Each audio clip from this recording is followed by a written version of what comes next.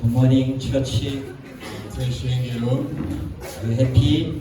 nahimbawe Yes, happy Sunday. wa Mungu mwiza rero.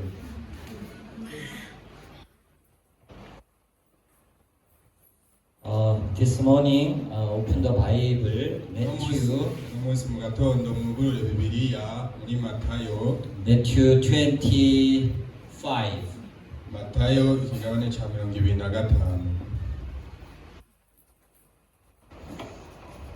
Today, Matthew 25, verse 1 and 13.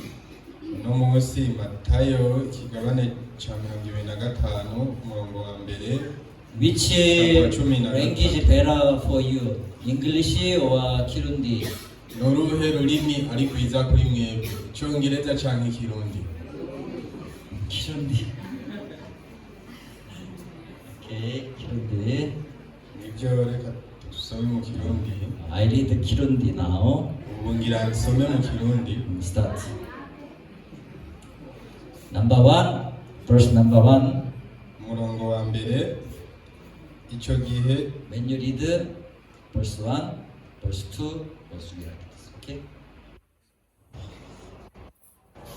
umurongo wa mbere, ico gihe ubwami bwo mw'ijuru buzosa n'inkumi 10 zajanye amatara yazo zija gusanganira umukwe. Verse 2. Umurongo wa kabiri, batanu. Verse 2.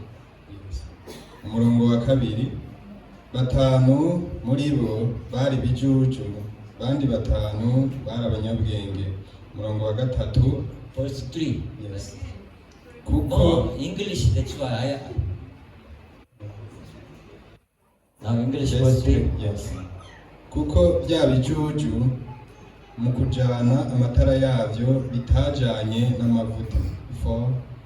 Ariko abanyabwenge bo bajanye n'amavuta mu macupa yabo hamwe n'amatara yabo. 5. Umukwe agitebaganye bose barahunyiza barasinzira. 6.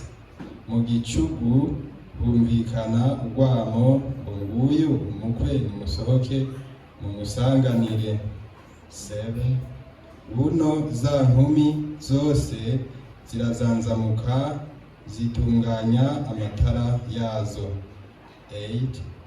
Bya bijuju bibwira abanyabwenge biti nimuduhe se ku mavuta yanyu kuko amatara yacu ariko arazima. 9. Ariko abanyabwenge barabishura bati kumbure ntiyodukwira twese, ibyiza nimuje kubadandaza mwigurire. 10. Bakigiye kugura umukwe arashika abiteguye binjirana nawe mu bukwe, urugi rurugagwa. 11. Mu nyuma za nkumi zindi nazo ziraza ziti mupfasoni mupfasoni mutwugururire. 12. Nawe arabishura ati ndababwira ukuri simbazi. 13. Nuko mwame mugavye kuko mutazi umunsi canke isaha.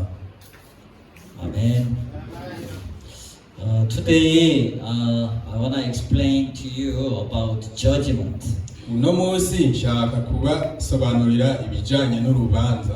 When you're reading Matthew chapter 24, Iyo usomye muri Matayo ikigabane ca 24, mention about I will come again. haravuga ibijanye n'ukugaruka. You read Matthew chapter 24. You read which one? I gave you.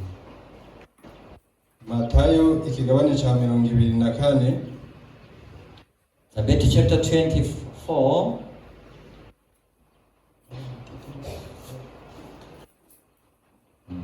You read it.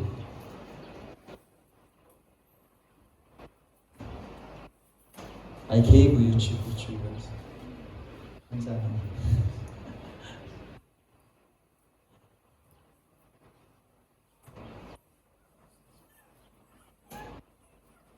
Matthew chapter 24 Bible mention about last time. Matayo ikigabane ca 24 haravuga ku bijanye n'ibihe vy'iherezo. Then Bible explain about I will come 29 that day after tribulation it was darkness then. Murongo wa 29 avuga ngo So 29 you read hanyuma y'ayo marushwa y'icyo gihe uwo mwanya izuba rizocura umwiza n'ukwezi ntikuzoba kucaka umuco wako n'inyenyeri zizokoragurika zive ku ijuru n'ivy'inkomezi byo mu majuru bizonyiganyizwa. 30 then Bible explain I will come to with a cloud. Murongo wa 30 haca hasobanura havuga yuko ngo nzoza mu gicu.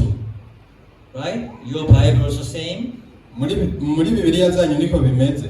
So Matthew 24 Matayo ikigabane ca 24 30 Bible explain murongo wa 30 Bibiliya the irasobanura. sign of the Son of Man will appear in heaven and then all the tribes of the earth will mourn and they will see the Son of Man coming on the cloud of heaven with power and great glory.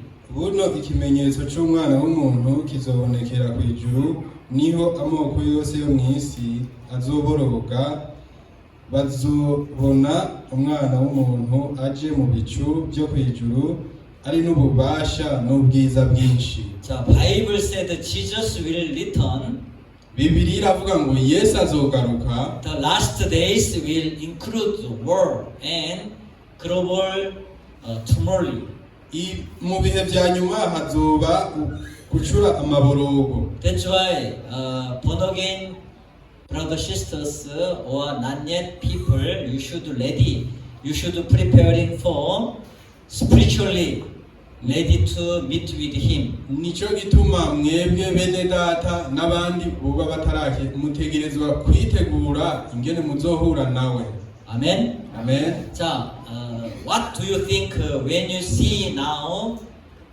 You every day you listening news from Middle East. Ni kimwiyumvira iyo buri munsi muriko murumva ibijanye n'amakuru yo mu burasirazuba bwo hagati. America is attacked. America warning continue. You do not make a nuclear bomb. Do not make a nuclear bomb. Do not make. But they ignorant. Amerika yamye iriko iragabisha ivuga ati ntimukore ibigwanisho vya kirimbuzi ariko baravyirengagije. You remember last week I delivered they didn't like retain God in their knowledge. Muribuka ubutumwa bwo mu ndwi heze ndababwira nti kuko batakumanye n'Imana. No word. Nta jambo bafise. I mean it's ignorant. Bisobanura ngo baravyirengagije. We even I invite one Burundian to church today in Korea, but he didn't come. Ndetse naje uno munsi natumiye umurundi umwe mu ishengero muri Korea ariko I have a plan, but he not ready. Nari mfise umugambi ariko we I'm talking about all things are ready, right? Na mubwiye ati ibintu byose birateguwe. People side not open, they have their own business, their own plan, then you not receive benefit. Ariko kubera ko abantu bataba biteguye bafise iyindi migambi yabo n'ubuzi bwabo bituma batanga. Today's story is two different. The five virgin, five wise and five foolish. Uno munsi rero hari inkuru ya zino nkumi zitanu z'abanyabwenge n'izindi zitanu z'ibijuju. 자, 10 virgins waited for bridegroom. Bano zino nkumi 10 zose hamwe bari barindiriye. So day every church you waiting. I don't know you waiting your bridegroom Jesus or not, but I myself when I receive salvation, I continue waiting. When he coming? nuko nuno munsi rero amashengero yose sinzi mwebwe ko muvyiteguriye ariko je gihe nakiraga kizana namye niteguriye ukugaruka k'umukwe. There are big signs in this world. Rero muri ino si But we don't know time and season. ntituzi igihe canke umwanya.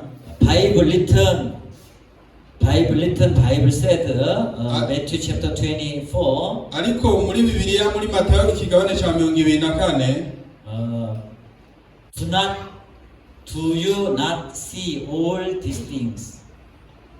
I say to you, not one stone left here upon another. There shall not be thrown. The signs of time, and this is called signs of the time and the end of age. We don't know time, ntituzi umwanya but ariko Bible said what will be the sign of your coming and of end of the age. What happening? Bibiliya yaravuze ibimenyetso bizoba ivyiherezo ry'ibihe. That's why many nations will rage against nation and kingdom against kingdom, and there will be famine, pestilence, and earthquake in various places. Just we experienced already COVID-19 season we passed, right? mu gihe ca covid twarabiciyemo sivyo. Then also nation they hating each other, against each other now. havuga ngo kuko ihanga rizotera irindi hanga. This is Bible explain last season, last age. Ibi rero nivyo Bibiliya yasobanuye nk'imperuka y'ibihe. Seems like this day very close time. bigaragara ko rero bino bihe navyo vyegereje. So anyhow, today our story is 10 virgins. They have all have lamp. Rero uno munsi inkuru yari yuko aba But 5 icumi bari barindiriye umukwe with oil, but 5 don't have oil. ariko batanu muri bo bari bafise amavuta abandi atayo bafise. This oil explain to you Holy Spirit. Aya mavuta rero abasobanurira mwebwe ibijanye na mpwemu. How do you know in your heart lead by Holy Spirit or lead by your desire or your flesh thought? Ukuntu wowe uzi ingere mu mutima wa urongorwa na mpwemu yera canke urongorwa n'ivyumviro byawe by'umubiri. The lamp meaning outwardly, like religious, outwardly face same as like church goers.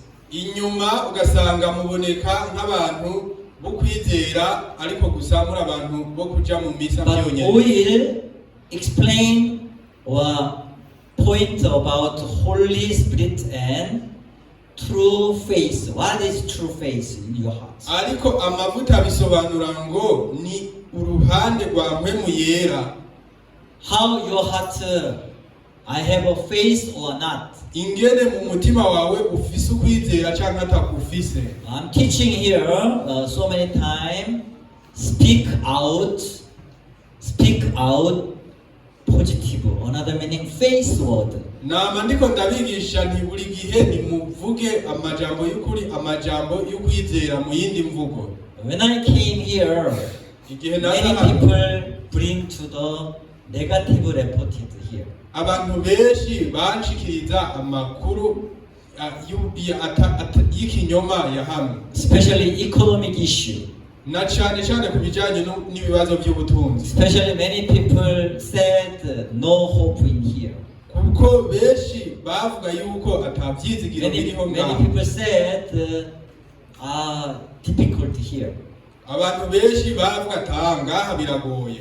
Yes, according to your own viewpoint, according to your own judgment, it is right, it is nivyo true. bivanye n'ingene uburaba n'ingene uca urubanza nukuri, But by faith, ariko biciye mu kwizera, through word of God, through promise of God, biciye mu ijambo ry'Imana, biciye mu kuri kw'Imana, you should recognize yourself is wrong judgment. utegezwa kumenya yuko wewe ari wowe uri kuca urubanza I'm ikinyoma. wrong.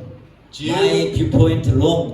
Uko ndaba ibintu ni ikinyoma. Because Genesis chapter 6 verse 5. Kubera ko mu itanguriro ikigabane cya 6:5 People's thought, intent, idea, only evil continually. ibyiyumviro by'abantu n'imitima yabo byamugorewe gukora ibibi gusa ntayo. Another meaning, Mu yindi nsobanuro, your judgment, imanza zawe, your viewpoint ingene ubona ibintu is not right one. si iby'ukuri. Amen. Amen. Therefore, you should do every day, every time, denied your own eyes, your own judgment. Nico gituma rero buri munsi wategerezwa kwanka amaso yawe ukanka n'imanza zawe. That's why through the church service we have to learn how to speak faith word.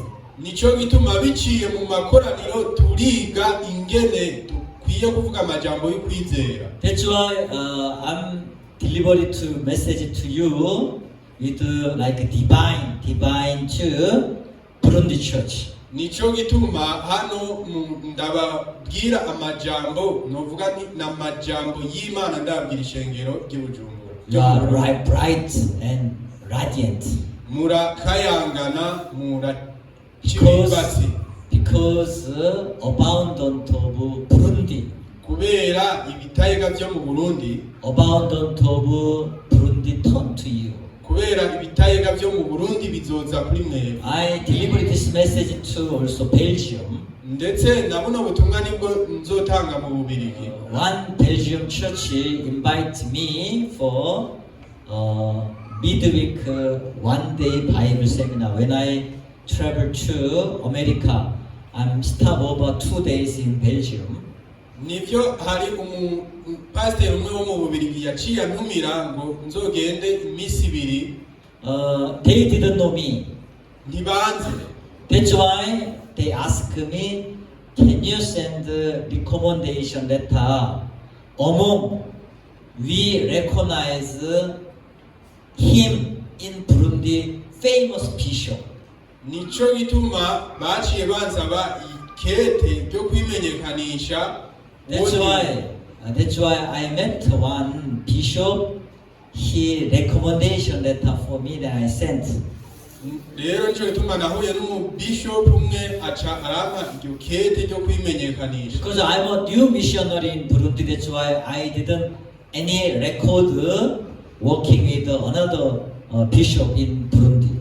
Kubera ndi mushasha sinari bwigere ngirana ibindi bikorwa n'abandi ba bishop mu Burundi. But Pastor Mo season one bishop just they do CLF program one church. That's why he recommended and he and I became close to each other right now.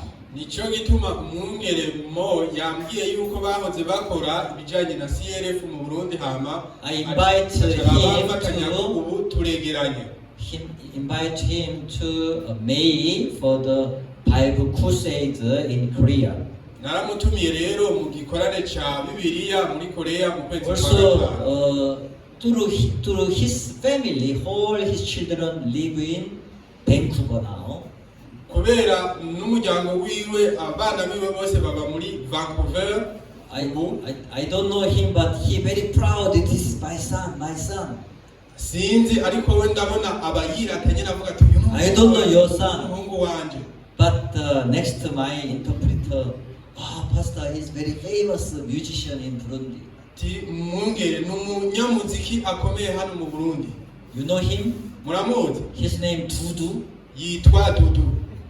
Everyone know Dudu? Mwese murazi Dudu? He sing very well. Aririmba neza. Oh. Then his father and I became friends each other. rero ubu papa wiwe nanje turabagenzi. His father is a bishop. Papa wiwe ni umubishop. Then, but I'm happy through him. He immediately introduced to his children, 3 children. The one is Dudu, another 2 is Dota. They join our Vancouver missionary church. Now they start fellowship each other. rero narahimbawe n'ingene yandondoye ku bana biwe, umwe ni Dudu abandi n'abakobwa. Rero baremeye ko bazokwifatanya na misiyo yacu muri Vancouver. Amen. I'm Burundi here, but Burundi center of the world. Ndi mu Burundi hano, ariko Burundi ni hagati. That's why I'm ministering all over the world now. Nico gituma ubu ndiko ndamamaza ku isi yose. Hallelujah. Haleluya. I sent a missionary to Saudi Arabia one now. Nararungitse umumisionari umwe muri Arabia Saudite. Now, something is, Middle East very, we call fireplace. Ubu henshi Every shooting.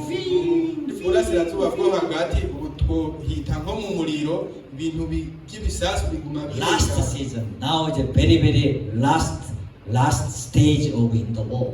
rero ubu mumenye ni ku rugero rwa. That's why today you check yourself, am I have oil or am I only just sit in the church? Nico gituma ubu rero mukwiye kwisuzuma ukavuga ati mbe ndafise amavuta canke ndi umuntu Check yourself. yicaye mw'ishengero gusa. Check yourself, Wisuzume, which one you are, wisuzume urinde foolish or wise. ikijuju canke umunyabwenge. Everyone you said, no pastor, I'm wise already. Buri wese acavuga ngo oya mwongereje naramaze kuba umunyabwenge. Not yourself judgment, God judges. Si wewe wicira urwo Check rubanza, yourself. Imana izorugucira. Rero ni wisuzume. You should surely read by Holy Spirit, or you should read by your own thought, own idea, own judgment. Urabe by'ukuri kurongorwa na mpwemu yera canke urongorwa n'ivyumviro vyawe canke ingene uca imanza. When you're standing in front of God, when you're standing word of God, Igihe uhagaze imbere y'Imana, am I surely remain His promise, His word, uvuga uti mbe ndacari Am mu I masezerano surely yayo canke ndacari mw'ijambo ryiwe? speaking according to His promise, His word, or am I speaking continue according to your environment, your situation? Mbe mvuga ibijanye n'ijambo ryayo canke mvuga ibijanye n'ibihe vyanje n'ikibano ndimo? Certain time, I'm strongly training somebody. Rimwe na rimwe ndigisha n'inkomezi umuntu. Certain time fighting against why? Rimwe na rimwe tuganahangana akambaza ati kubera iki? Because I'm training to according to the word of God. Kubera ndiko According to bivanye the n'ijambo. word, according to speak by faith. Kugira uvuge bivanye no kwizera. Follow me, just shall live by faith. Munkurikire, umugororotsi azobeshwaho no kwizera. 자, English로 just shall live by faith. Mu Congereza naho the just shall live by faith. Just shall live by faith. This very simple English. Ibintu byoroshye, ni Congereza coroshe mukivuge. Amen. Amen. 자, our Burundi church, you must speak English. Rero ishengero ryacu ryo mu Burundi mwategezwa kuvuga Icongereza. Elder, no, yes. 자, you must learn English, please. Rero mwategezwa kwiga Icongereza ndabasabye. Hallelujah. Haleluya. 자, just shall live by faith. Faith. The church. Hallelujah. Haleluya. Then speak out by faith. Then this one is yours. Rero mubandanye muvuga ati mu kwizera hama bica bicika ibyanyu. 자, Abraham turned to Abraham. Aburahamu yahindutse Aburahamu. 자, when I came here, my name is Caleb. igihe naza hano nari mfise But when I deliver a message, Genesis chapter 17, Abraham name changed. Then also I changed my name Abraham. ariko igihe nigisha mu itanguriro ikigabane ca 17 ngene Aburahamu ryahindutse Aburahamu Father of many nations. Aburahamu sekuruza w'amahanga menshi. Hallelujah. Hallelujah. 자, according to this word, God continue work through me. rero biciye muri rino jambo Imana ibandanya ikorana nanje. The bridegroom seems like the same. Jesus seems like okay, delay. rero umukwe nico kimwe I receive salvation. na Yesu turindira Myself received salvation year 1986. jewe nakiriye agakiza mu mwaka w'igihumbi kimwe amajana 986. That time I heard about Jesus coming again for his people. rero ico gihe niho numvise yuko Yesu agiye kuzogaruka bw'abantu biwe. Especially Thessalonica chapter 4, Bible explained to you about na cyane cyane mu Bitesalonika ikigabane ca 4 15, 16, 17. ikigabane ca 4 umurongo wa 15, 16 na 17. The 15 I read, for this we say to you by the word of the Lord, that we who are alive and remain until the coming of the Lord will by no means precede those who are asleep. 16 I read, just you read your own eyes, you read yourself to your Bible. musome mwebwe n'amaso yanyu muri Bibiliya zanyu. 16, for the Lord himself will descend from heaven with a shout, with the voice of an archangel, and with the trumpet of God, and the dead in Christ will rise first. 17, then we who are alive and remain shall be catch up together with them in the cloud to meet the Lord in the air, and those we shall always be with the Lord. You read 17 with the some mu Kirundi umurongo wa 17 havuga ngo maze natwe abazoba bakiriho dusigaye tuzoca duteruranwa nabo mu bicu dusanganire umwami mu kirere. Here is what? Catch up together. tuzoca duterurwa. What is Bible? Bibiliya yavuze ngo iki? 우대국가 tuzoca duteruranwa. 두테루라마. tuzoca duteruranwa. 두테루라마. You know? tuzoteruranwa. 두테루라마. 두테루라마. 아멘. teruranwa. Are you ready to 테루라마? muriteguye guteruranwa? Are you ready? muriteguye? If you other people all to 테루라마, you remain. How you are? hamwe abantu bose boteruranwa nawe ugasigara. That you check up. Nico gituma utegerezwa kwisuzuma. Check up your spiritual heart state. Isuzuma ikibanza cy'umutima wawe. I read story of catch up together. Some people disappear, then people remaining. Then how they struggle. This story. I read before I receive salvation. I read this story. Imbere yuko nakira agakiza nari naramaze gusoma ino nkuru. Ariko none nk'ubu nk'akaroro mpejeje kuyisoma. Even you are come to church here. Just according to your parents come sit. Don't know you are surely clear salvation or not. Kumbure hariho bamwe muri mwebwe muza gusa mufatiye ku bavyeyi banyu mukaza mukicara. Only knowledge is salvation. Knowledge.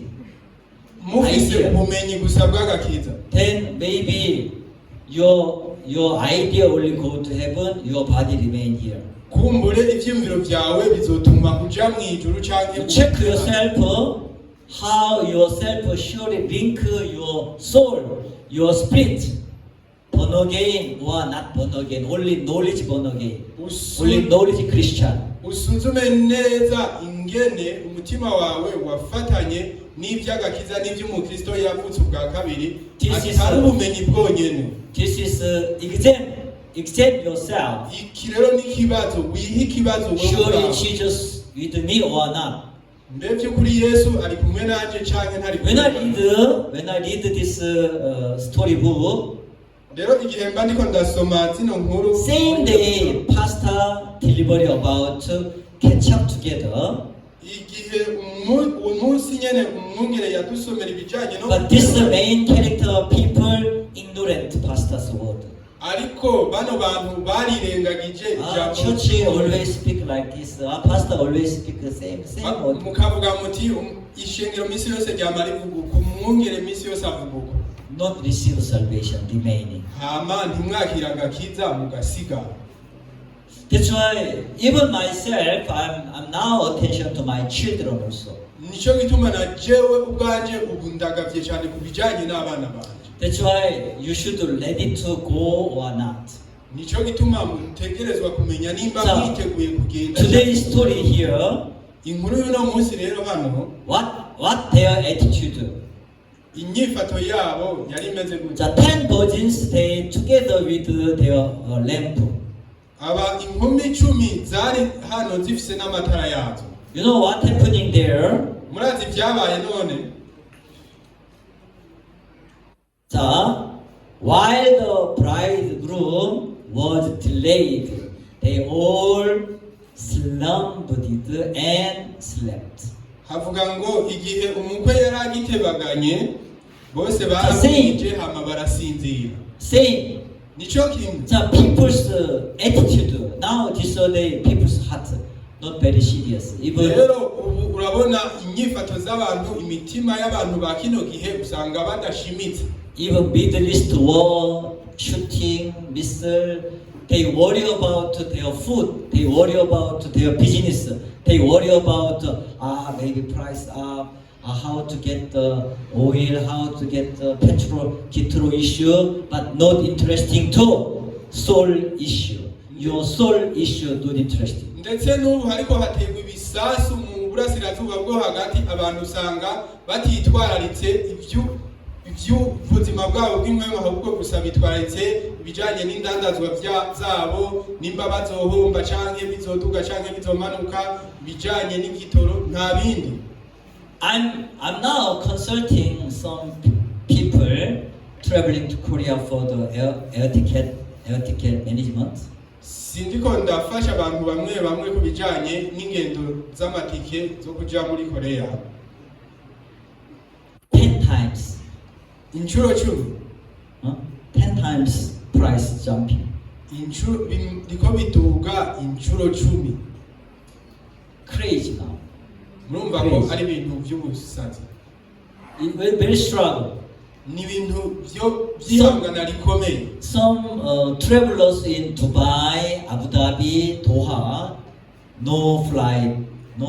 That's why they moved to Oman, they moved to Saudi Arabia, they moved to Turkey with 10 this price. Rero nk'ubu bamwe na bamwe ingenzi zimwe bari Doha, bari Dubai, bariko barafata ingendo. For example, webcar driver say Turkiya 1,000. This price. Driver say 2,000. This price. Nk'ubu nk'akarero igihe kugenda na bisi byoba byari 1,000 hanyuma Aeroplane ticket. shoferi agaca avuga ati ni 2,000. Just to speak this price. Agaca avuga ati iki nico giciro. 500,000 US dollar. Ibihumbi Ticket. 50 by'amadolari But some of people they buy like this. ariko hariho abantu baziguze. This is news. I heard the news from. Narumvise amakuru nk'ayo. Anyhow, people interesting about their fresh life, Rero abantu uko biri kose baritwararitse ubuzima bwabo bw'umubiri, but not interesting to about their soul, their ariko ugasanga ntibitwaratse ibijyanye n'imishaha yabo. You know, that time two types of virgin today we read. Uno munsi rero murabona twasomye ino nkuru y'ubwoko bubiri bw'inkumi. 5 with oil, but 5 no oil. Batanu bafise amavuta n'abandi batanu badafise amavuta. But they are same. They have same lamp. Ariko bari bafise amatara amwe. But while bridegroom came, Ariko igihe umukwe yaza, 5 receive, 5 not receive. batanu barakiriwe, abandi batanu ntibakirwa. That's why I'm telling you, checking your soul. Am I surely connecting with God or not by heart? Nico gituma ndiko ndababwira nti nimusuzume imitima yanyu, mbe by'ukuri ndafatanye n'Imana canke simfatanye nayo. Because of every time I deliver a message, all have seen fall short of the glory of God. Kubera ko buri gihe nama ndiko ndatanga buno butumwa nti bose bakoze ibyaha ntibashikira ubwiza bw'Imana. People who are under the Rome chapter 3:23 sinner, you cannot enter into kingdom of God. Rero abantu muri munsi ya kino cyagezo cy'Abaroma 3:23 Even yourself ushobora guhura n'umwami. standing over front stage, worship, singing, dancing together, and whole night overnight pray and cry and fast. Naho wowe uhagaze hano kuri stage ukaririmba ijoro ryose ugasenga ukarira umunsi wose. If your heart have sinned, nimba umutima wawe uri mw'icyaha, you are as like a foolish virgin. umeze nka ino nkumi y'ikijuju. Even your church goers, religious people. Ndetse naho wowe uri umunyeshengero umeze nk'umuntu wo mu idini. But bridegroom come, Ariko igihe umukwe aje, you are not entering with him. ntiwoja mu bwami bw'ijuru nawe. Because no way. Kubera ko nta nzira yo bihari. How to preparing oil? How to None- preparing Holy Spirit? Ni gute wotegura amavuta, ni gute wotegura mpwemu yera.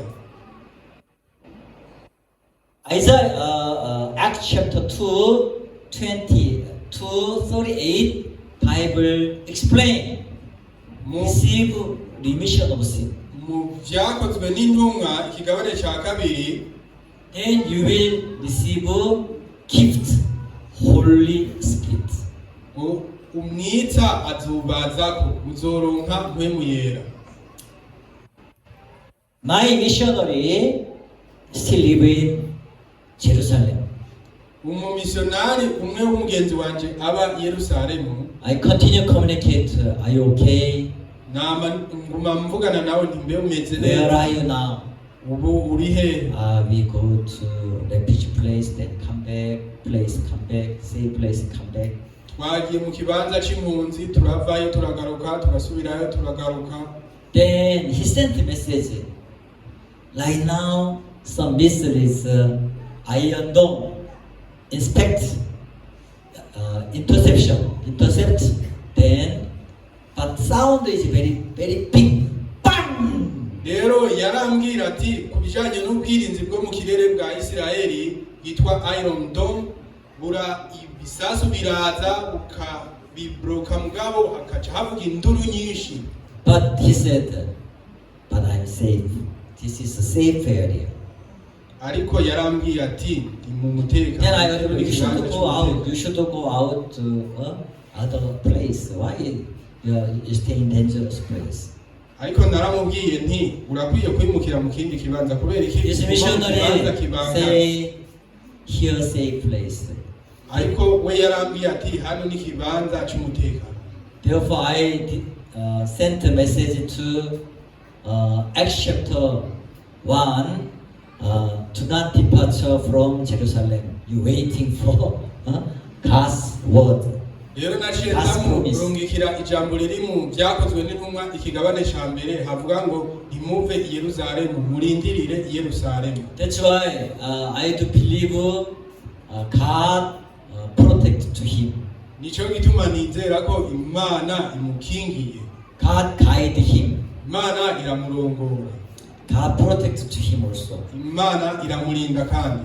Also, our Buddha Church pray for our missionary in Jerusalem. Ndetse n'ishengero ryacu ryo mu Burundi dusengere no mu missionari wacu ari i Yerusalemu. Also, some Burundian brothers live in Dubai, Abu Dhabi, Dubai. Ndetse hariho n'abandi bene data b'abarundi baba i Abu Dhabi na Dubai. Therefore, I speak to them, stay safe area. Nico gituma narababwiye nabo nti mugume mu kibanza cy'umutekano. You know, life too short. Murazi ubuzima ni bugufi. We don't know even after this time somebody passed on. Ntituzi ngo inyuma ya kano kanya hariho ushobora kwitaba Imana. Even yourself, what happening, we don't know. Ndetse nawe ibyo ntabyuzi. That's why ready to meet bridegroom. Nico gituma ukwiye kwitegura ku bijyanye no guhura n'umukwe. With oil. Ufise amavuta. Amen. Amen. How you distinguish yourself with oil or not oil? None gute witandukanya wewe ubwawe igihe ufise amavuta n'igihe utayafise? Check yourself. Ni wisuzume. Am I sinner? Umunyabyaha. I have sinned. Ndafise icyaha. If you confess every day, Nimba wihana buri munsi, but still you remain sin. ukama ufise icyaha, You religious people. uri umuntu w'umunyedini gusa. But bridegroom come, Igihe umukwe yoza, bridegroom said, I do not know you. umukwe ashavuga ati sindakuzi. Who are you? Urinde. So here is cry. Rero haca haba amarira menshi. Midnight cry. Behold, the bridegroom is coming. Prepare to meet this bridegroom. Raba umukwe araje kubonana na zino nkumi. But no oil, Ariko nta mavuta, cannot switch, cannot on the lamp. amatara ntashobora kwaka. Then not receive bride. Hama ushobora kwakira umukwe. That's why today we're thinking about my spiritual house. Nico gituma uyu munsi turiko tuvuga ku bijyanye n'ubuzima bwanje I bw'impuhwe. see our brothers sisters, many brothers sisters sleep now, sleep. Ndabona bene data n'abashiki Slump. bacu benshi ngaho barambiwe baryamye. Bible explains slump and sleep. Bibiliya irasobanura ngo barahunyije hama barasinzira. Now, behold, bridegroom coming. Ubu rero umukwe araje. Are you ready? Muriteguye? Did you wearing uniform of Jesus? Mbe murambaye umwambaro wa Yesu Kristo? Did you put on Jesus Christ? Mwambaye Kristo? Did you put on blood of Jesus? Mwambaye amaraso ya Kristo? Yes. Yego. Because what can wash away my sin? Nothing but the blood of Jesus. Do you know? Murayizi? 자, 부룬디, 키룬디, sing. 자, 미카 나와봐, 미카. Choir leader. What can I show you? You don't know? So, Muyizi who ndirimbo? lead? We sing together. Ninde ayizi mu Kirundi? 키룬디 버전. Version y'ikirundi. 저 시스터 벨리제 나와. You don't know? Come on. Sing. mushiki wacu Belize ntayuzi ngo 자, what can I show you my sin? Nothing but the blood of Jesus. We. iki conyoza ibyaha n'amaraso ya Yesu. Are you ready? 자, all stand up. mwese tuhaguruke 자, take this mic, one mic. tore mikrofone imwe 자, we sing together. tuyiririmbire hamwe. indirimbo ya 84 nikichonyizizaha n'amaraso yawe Yesu nikichonyeza gose n'amaraso yawe Yesu y'amaraso yiwe niyanyeza gose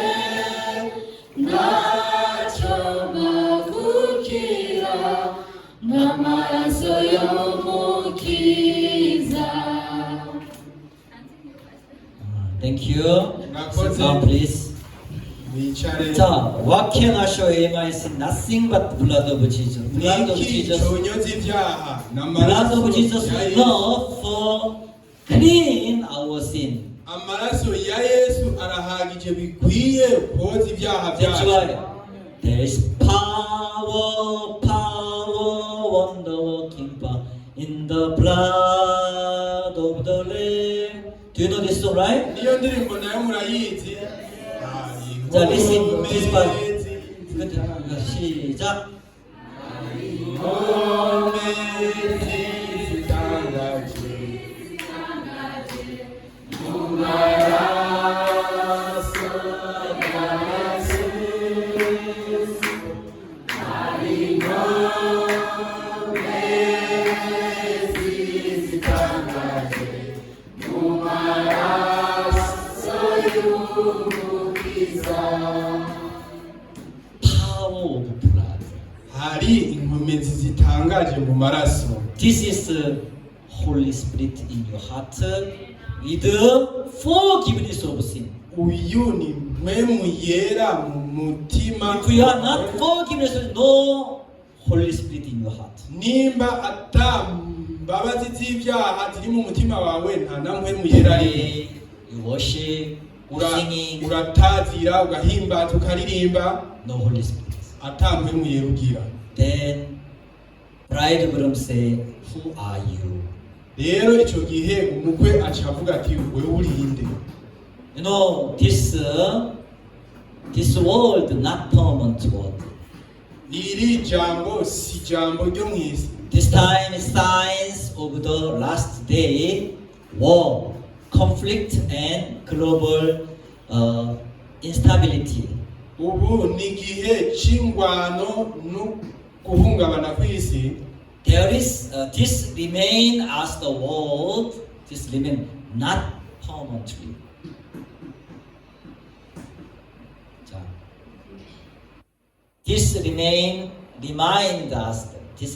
us, this world. ibi biratwibutsa yuko iyi si itazohoraho. Now this day, great conflict in the last season now. rero ubu hari ibihe by'ingwano n'amatati mu bihe by'iherezo. You know, when you're reading Ezekiel chapter 38, murazi igihe usomye muri Ezekiyeli ikigabane cya 38, some story, Bible story, whole surrounding country, Gog, Magog, also put like in nowadays name is Persia. You know Persia? Number 5, Ezekiel chapter 5, you read it. muri Ezekiyeli ikigabane cya 38 umurongo wa 5 avuga ngo ab'Ubuperesi n'abo muri Etiyopiya n'ab'iputi bazoba bari kumwe nabo bose bari n'inkinzo n'inkofero z'ivyuma. 자, Persia, modern name now Iran. rero Ubuperesi ubu ni Irani ya kino gihe. Like south part is like Yemen, they are Rus, Ethiopia, Yemen, they are same. mu gace ko mu bumanuko hari Puti, ubu ni Yemen, And also your Bible says Libya ndetse na Bibiliya yanyu iravuga ku bijanye na Libya, and certain point Turkey n'akandi gace and ko Russia. Turikiya n'Uburusiya. You see, when you see this war, Russia and China very quiet, but they support. Murabona ubu muri no ntambara iyo uravye Uburusiya n'Ubushinwa baratekereje cyane ariko barafasha mu buryo bw'ibanga. We don't know what happening next. What happening? We don't. Now America continue bombing. Ntituzi ibizobandanya bikurikira ariko gushika n'ubu Amerika iracabandanya itera y'amabombe. We cannot calculate how much spend money. Ntitushobora guharura amafaranga ariko aragwa muri bino bintu. For example, Nk'akarorero, one drone make one drone make around 30,000 US dollar. nk'akarorero drone zonyene za Irani imwe usanga iri mu bihumbi But 13 by'amadolari y'abanyamerika. this drone, but intercepted by America side missile or some missiles, you know how much? Nk'akarorero ugaca usanga ino drone nayo icihura na misile imwe y'abanyamerika muraza More amahera than 40 million US dollar. usanga iri nko mu bihumbi 40 by'imiliyoni z'amadolari y'abanyamerika. It's unbalanced for the price. Hama rero muce mugereranya ivyo biciro. Yes, now America is continue bombing. Nivyo ubu Amerika iguma itera amabombe. They not enough missile now.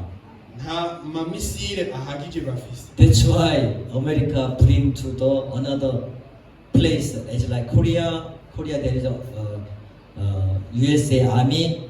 Then news come, they bring from Korea also. Nico gituma Amerika iciza gutora n'ibiri mu kandi karere nk'akarorero muri Korea y'Epfo hariyo ibirindiro vya Amerika. Ni muze muzane n'ibigwanisho byacu. But Mubandanye mubizana. one side very worried about. Ariko uruhande rumwe hari amaganya menshi. If you spend all weapon, Hamwe ibihe all ibigwanisho used weapon from America side, hamwe ibigwanisho byose byohagarara ku ruhande rwa Amerika. what happening? Hoca habiki. I don't know future plan. Sinzi bijanye n'integuro za But this kazoza. signal is like China still the weapon. Ariko murabona nk'akarorero kino n'ikimenyetso murazi Ubushinwa buracafise ibigwanisho Even Russia ndetse n'Uburusiya under the war with Ukraine, but they have still weapons. baracari mu ngwano na Ukraine ariko bo baracafise ibigwanisho. Most you see China, Russia, even North Korea close to Iran. Ubushinwa benshi n'Uburusiya na Irani bambe na Korea ya ruguru baregereye Irani. But those people don't believe Bible, don't believe aba bantu ntibizera rino jambo ry'Imana. they believe materialism. Bizera ibijanye n'ibikoresho. Anyhow, Burundi is amahoro. Uko biri kose mu Burundi hari amahoro. Amen. Amen. That's why you don't go Burundi. Do not try to go out Burundi. Stay Nico here. gituma mudakwiye kugerageza kuja hanze y'u Burundi, ni mugume hano. Burundi is safe area. Mu Burundi na ikibanza c'umutekano. God blessed Burundi now. Imana yarahezagiye Burundi. Hallelujah. Haleluya. That's why wealth of Gentile come to you. Nico gituma ubutunzi bw'amahanga buzobaza. I'm sharing for about we trying speak with word of God, not speak according to your own judgment. Nico gituma misi yose nama ndiko ndabasobanurira nti muvuge bivanye n'ijambo ry'Imana, ntimuvuge bivanye n'ukuntu mwe muca imanza. That's why I'm speaking to you, especially diaspora. I'm starting diaspora mission. Nico gituma nababwira nama ndiko ndababwira yuko ndiko ndakora ibijanye n'ivugabutumwa ku That's why I'm barundi reaching bari hanze to y'igihugu. Belgium and also Canada. Turashobora tuzohurira mu Bubiligi, Korea as muri well. Canada ndetse no muri Korea. I'm staying here, but I'm ministering in Korea, Ndiha- Indian diaspora group. Ndi hano ariko ndavuga ubutumwa bwiza no ku barundi baba diaspora bari muri Korea. They are continue contact me now. Baguma bifatanya naju. They sent me Bakan- some money, bakandungikira amafaranga mwama. but it's not my money for my client money. Ariko si amafaranga y'iwanje na I'm just amafaranga y'abanywanyi. Helping people some abroad things. That's why. But anyhow, Nza ndabafasha ibikorwa bimwe mercy bimwe of by'abantu. gentle. Anyhow, Korea money come to here. Ariko uko biri kose amafaranga yo muri Korea, ubutunzi bw'amanyamahanga buza hano. Amen. Amen. America money come to here. Let's go. Amafaranga yo muri Amerika araza hano. Canada money, Canada dollar bring to here. Amadolari yo muri Canada araza hano. Dubai money, isn't it? N'amahera see. yo muri Dubai, You benefit. Dubai money come to you. namwebwe mu bironke ko amafaranga y'i Dubai abaze ko. Kenya money also, Kenya money, isn't it? N'amahera yo muri Kenya, Kenya money also. nayo muri Kenya nayo. Tanzania money come to you. Nayo muri Tanzania baze ko. This is a wealthy of Gentile come to you. Ibi nivyo bivuze ngo ubutunzi bw'amahanga buzoza kuri mwebwe. Anyhow, when I lead to Belgium church, Belgium, they call Mika Church. Mika Church invite me for the one-day seminar. Uko biri kose igihe nzoja mu Bubiligi hariho ishengero ryitwa Mika Church. This Mika Baratumiye ku bwa seminere y'umunsi umwe. Come multi-million, like a multi-country people. Iyi ntuzenya iri shengero rero rya Mika harazamo abantu baba multimillionaire, abantu ba mu bihugu byinshi. That's why guest speaker just introduced me. Not Burundi, not indicate Burundi, not indicate Zambia, not indicate Namibia. Nico gituma Missionary only. Nico gituma umukuru yabiteguye yavuze ati ntuzoshire ko umurundi, ntuzoshire ko ngo wavuye muri Zambia n'ibiki shirako kuri mu missionary. 자, wise virgin prepare for what? Oil. Rero inkumi z'abanyabwenge zarateguye amavuta. 자, two types of believers now. Rero hari ubwoko bubiri bw'abizera. Amen. Amen. Two type of believer. You check yourself. Hari ubwoko bubiri bw'abizera, namwe ni mwisuzume. Am I sure with oil or no oil? Mbe ndafise amavuta canke ntayumvise. When I came here, I'm struggle with oil now here. Igihe naza hano naragize ibibazo by'amavuta. Kidro problem, Ingorane zijanye n'ibituma. isn't it? Save.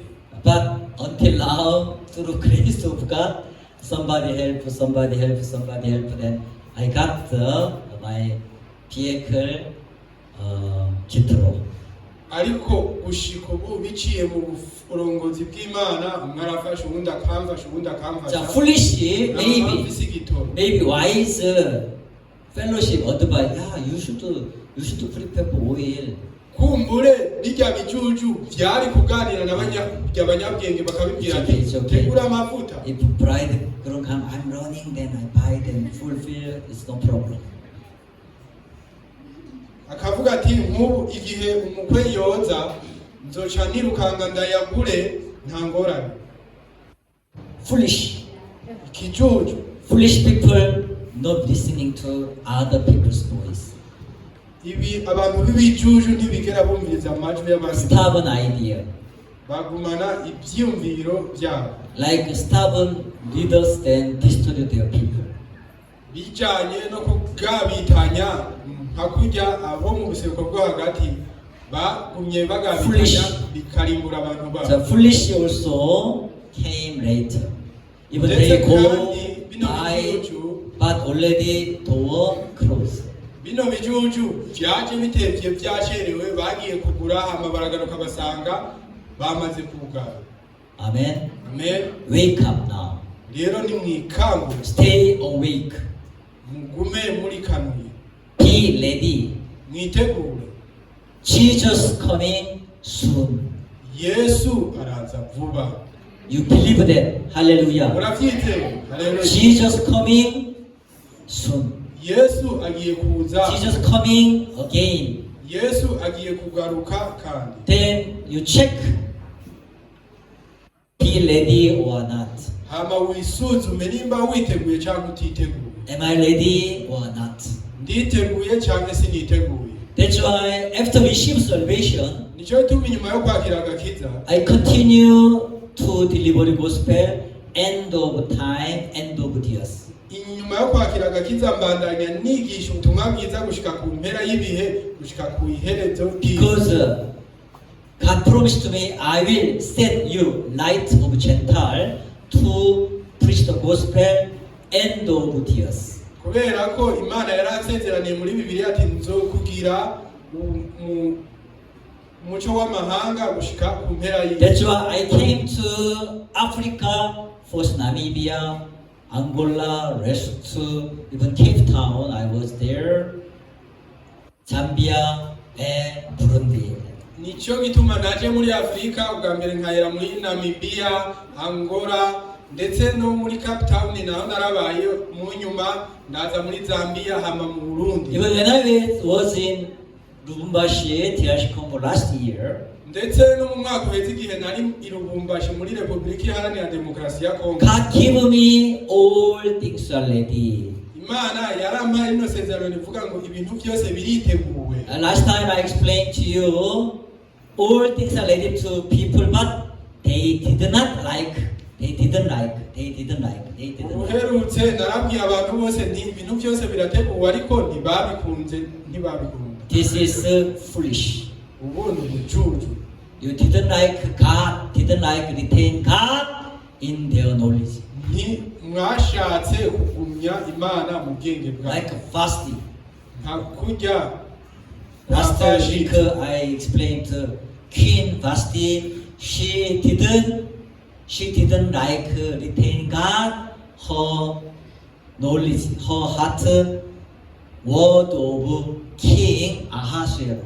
no muntu uheze narababwiye ku mwamikazi Vashiti ingena atashatse kugumana ubwenge bw'Imana atakiriye ijambo ry'umwami Ahasuwerusi. If in your heart Nimba mu mutima wawe no remain word of God, ata jambo ry'Imana rikiriyo you cannot enter into kingdom of God.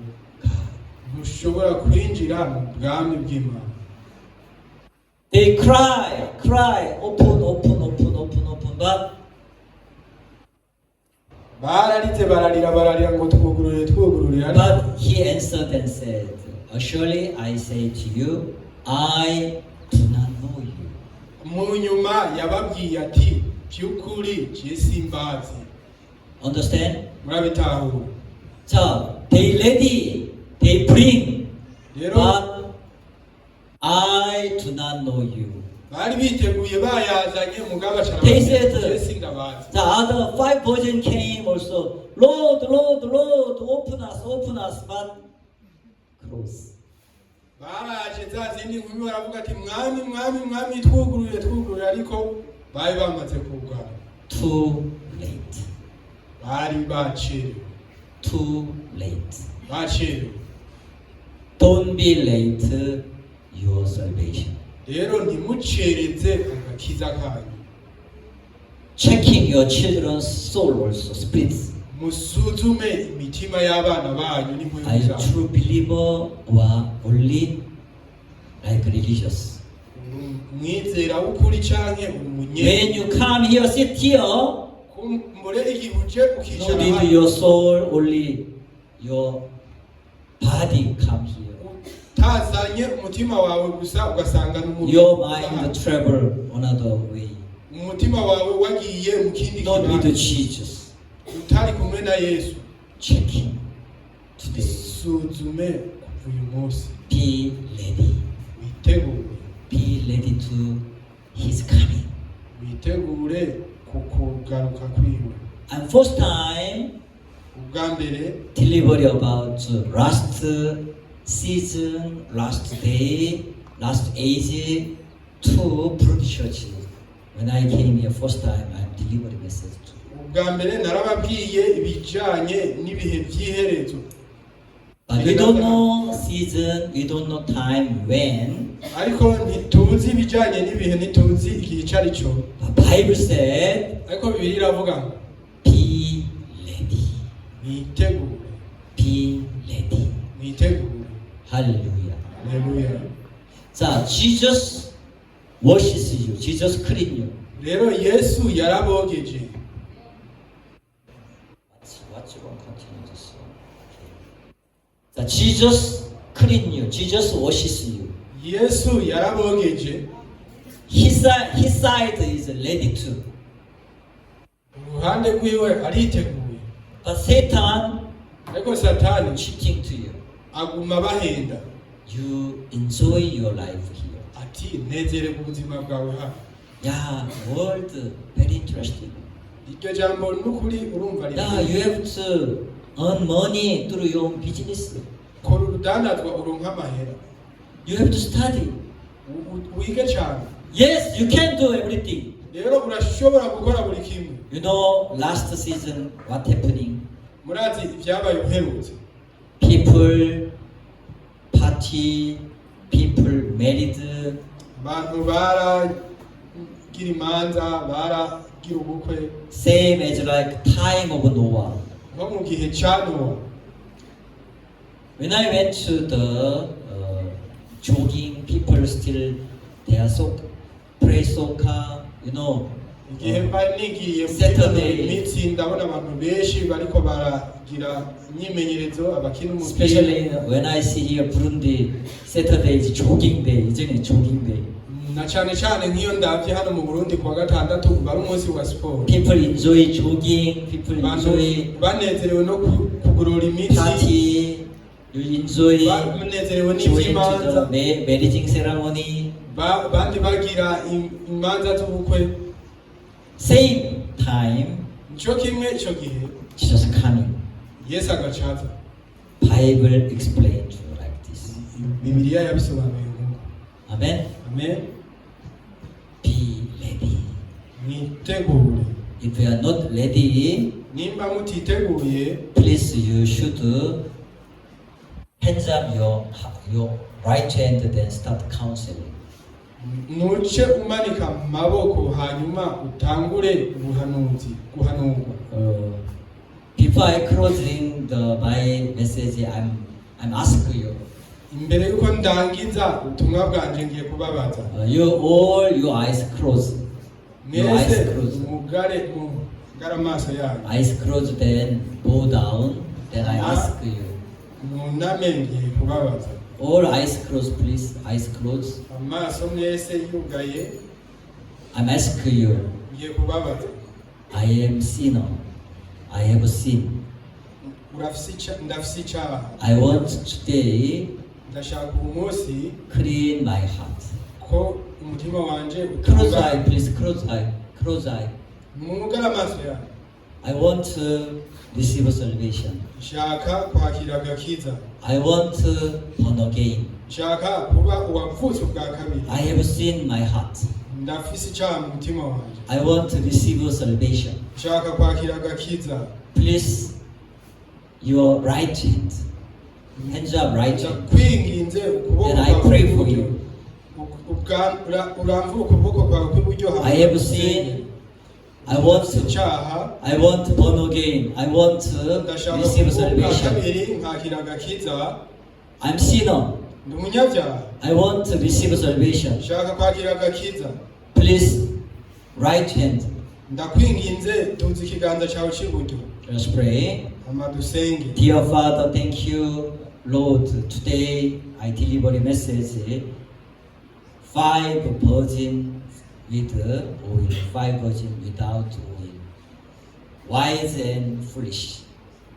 Lord, please, Jesus, come to our heart. Jesus, speak to us. Now, this day, very, very last season, last day, Jesus wants to save us. Jesus already died for our sin. Everyone wants to be Christian, born again Christian, Lord.